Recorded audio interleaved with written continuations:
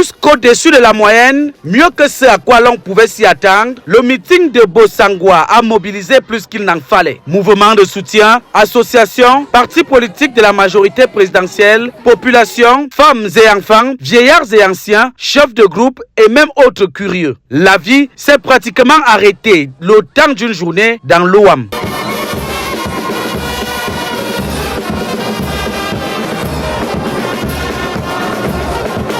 Cette mobilisation tout azimut est fort justifiée, entre autres, par le passage de quelques velléités stériles de l'opposition ici. Qui vous a dit que l'opposition s'est installée? L'opposition était juste de passage.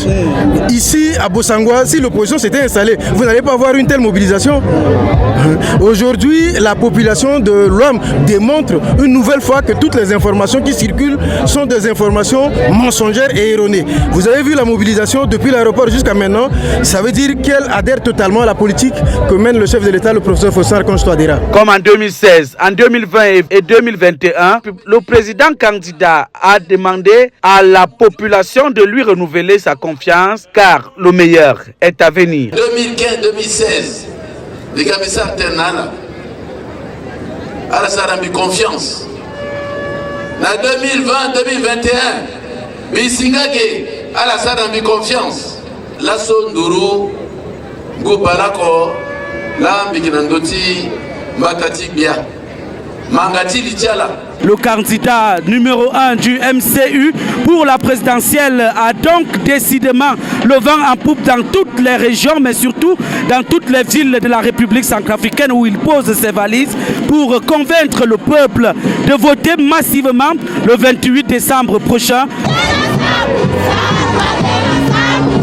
Même son de cloche à Bokaranga, peut-être pas à la dimension de l'Ouam, mais aussi importante que représentative à la hauteur d'un véritable bastion du MCU.